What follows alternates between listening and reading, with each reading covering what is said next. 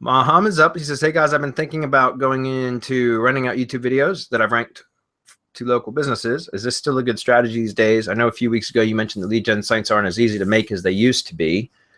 Does the same apply for videos? I was thinking of using offline PLR videos that Local Kingpin talks about.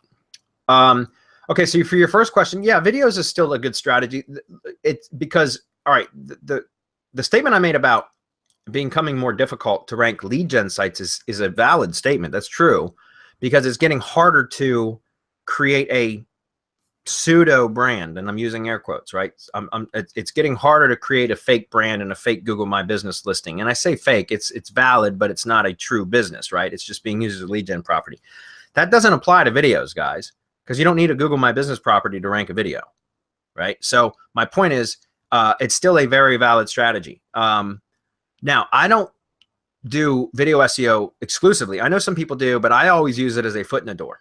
That's what I use video SEO for, because I can get results relatively easy and rather quickly, right? And so I will set up campaigns with any one of a number of tools. I typically use Peter Drew's tools like LiveRank Sniper or Hangout Millionaire or something like that to test a bunch of keywords. Like I'll test 25, 30 keywords all at once. And out of those, typically, 5 to 10 of them will end up ranking within the first page or two, so that I know that I have a good shot at ranking those with like an actual, money YouTube channel with syndication networks and all that other stuff that we usually do. And so once I've identified those keywords that I can rank for with videos, then I go back through and set up a real campaign that will target those keywords that I identified will rank easily or somewhat easily. And then I'll approach a client or a prospect with the results and say, this is what I've been able to achieve. Are you interested in either renting these out or whatever? And usually once I get somebody on board from the video results that I've been able to achieve, that's when I go into the whole upsell process, which is, telling them about how I can, optimize their website. I can get them, work on their Google Maps listings. We can do PPC campaigns. We can do anything else that's, set up content marketing, a syndication network for them, so that it's a branding network for them, all that other kind of stuff. So you can absolutely still rank videos. I would recommend that you would, do that method. If you focus on just trying to like rank one video at a time, guys, it's going to be very difficult to gain traction and to be able to scale, because I see too many people getting into the video SEO business, and they try to they put all their eggs in one video at a time. So they put all their effort into trying to rank like one video for one keyword type of thing. It's so much better. It's so much more efficient to just spend a few bucks and get one of those tools. Again, Peter Drew's tools like LiveRank Sniper are great for testing this kind of stuff. There's some other ones too. Bill Cousins got one called Rocket Video Ranker. That's also a good tool. And you can use those to quickly identify your low-hanging fruit, your best opportunities, and then build campaigns around those, because now you already know that you're going to be successful with those campaigns, and it gives you a much bigger portfolio that you can showcase to a potential client or prospect, right? And say, look at what I've been able to achieve. Imagine what I can do if you hired me to do all your SEO work, that kind of stuff. I'm serious. I mean, it's really that simple. Any comments on that before I move to the second one? Yeah, I think that's a really clever strategy, because, clients are usually thinking, or they're jaded, or they have been burned when seeing no results, or they think that SEO takes a lot of time, and which it does, right? When you're trying to do SEO for a client, it can take some time. So the way you present yourself with some quick wins, that instantly separates you from the rest of the people that are out there offering the same exact thing that you are. So if it separates you, it means that you're not a commodity anymore, because you can bring fast, quick results, quick gains, right? That's the whole ROIS Academy, I would say ROIS Academy leitmotif too, right? Rank as you, like this was 2005, and that's still very true. But when you're doing video SEO, you can bring the client some quick gains, which in turn will make the guy stay longer, because again, they don't need to wait for 3 months, whatever, a year to get results, right. Which is hard for a business owner to be paying for somebody or for something for a year without getting results, right? If you are trying to get leads for your SEO agency and you're paying somebody for 6 months and he's not getting you any leads at all or any new clients, you will start thinking, what the hell's going on? So why, we try to push that to our clients. So the point is that with some quick gains, with some PPC, RYS, reloaded kind of stuff, or video SEO, you can give them some quick gains, which instantly positions yourself differently than the rest of competition. And then you can take it easy in terms of, okay, I can take my time in order to rank these guys because I'm already giving them something to to feed off of, if that makes sense. Yep. Performance-based marketing. Yep, that's true. And like I mentioned earlier, like the video SEO stuff that I do for the production company, that's whenever they send me a new work order, it's always a prospective work order. In other words, they talk to a client, the client says, yes, I'm interested. The client gives the production company a list of keywords that they think that they want to rank for. He sends me the request. And what I do is go do some very brief keyword research. And I pull back, a handful of keywords, like between 10 to 15 typically, that are variations of what the client said that they would desire to rank for. And then I go set up, I just use LiveRank Sniper and to set up a quick campaign to test all the keywords that I pulled back. And then out of those, I identify, typically 2, 3, 4 videos out of about 15 that or keywords that end up ranking on page 1 or page 2 on just a test channel. In other words, it's a channel that doesn't have a syndication network or anything else. So it's a non-authoritative channel. But then I've been able to identify, a handful of keywords that I can rank for that video. Imagine what I can rank for once I actually push it through one of my valid channels with multiple syndication networks, right? So then I always respond back after doing a quick test to the production company. I say, okay, this is what I can rank for, or these are the ones that we have the best chance for. And I typically end up doing 2 or 3 videos for one deal. In other words, they're willing to pay I get paid, that the video production company charges, it's crazy, but they charge $275 a month for the ranking, and they pay me $100 a month. So they're getting almost 200% higher than what I'm charging.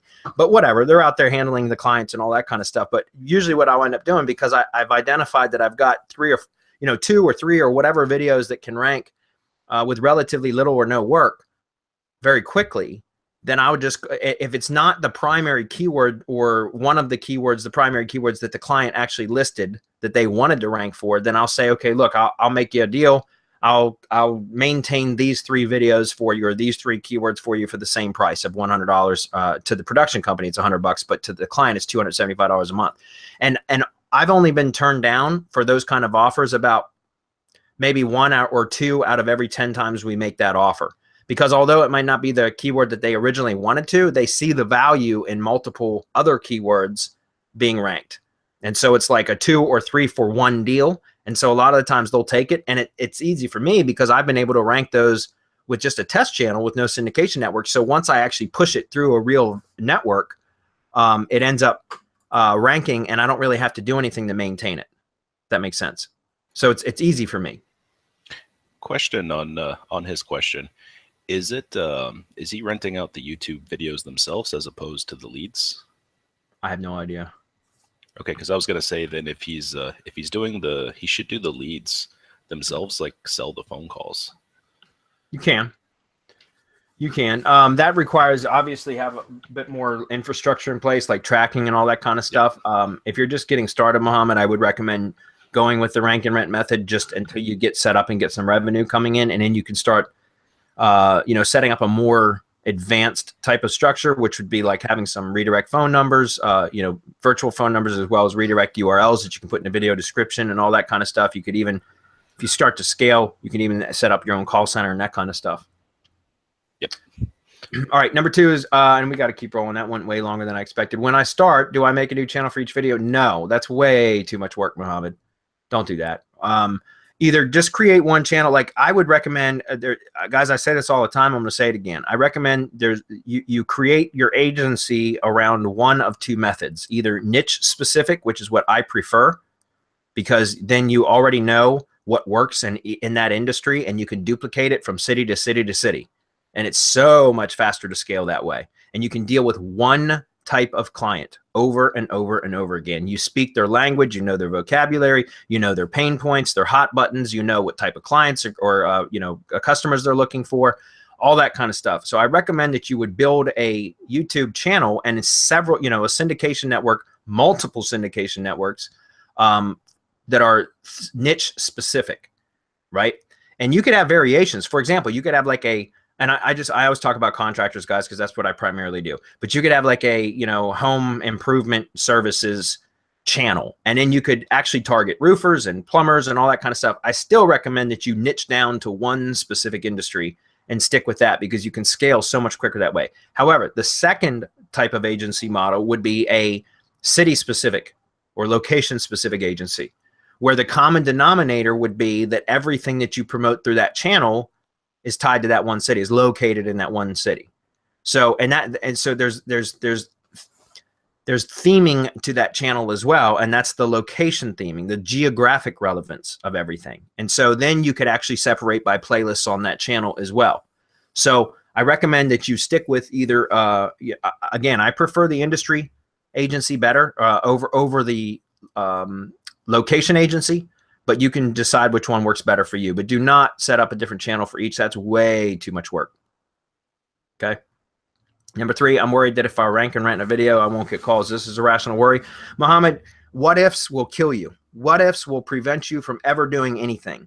And I'm not picking on you, Muhammad. This is for everybody. Stop what ifing, guys. Just go out and rank the damn thing and see. Will it generate calls? Like, go get a virtual phone number, put it on there. Even if you don't have a service provider yet, put a virtual phone number on, a Google Voice number with voicemail, whatever, anything that can help you to track calls, and just go rank it and see. If it starts getting calls, you got a winner. If it doesn't, then choose other keywords. If you guys, I'm telling you, sometimes you just gotta. I'm not trying to condescend anybody here, guys. I'm saying, we get the what ifs questions all the time, and you can what if yourself right out of ever taking any action. Okay. Yes, have I had this happen? Of course. But the only way to know if you're going to get calls or not is to just get the property ranked and monitor it. Okay. What do I do with calls that I get before renting it? Well, that's up to you. Personally, I just let the calls go. Like for when I'm setting up like a test site, I'll have stuff just go to a voicemail. And most of the time people won't even leave a message, but it will show the calls coming in, so I can quantify the number of calls coming in. Sometimes people will leave a message.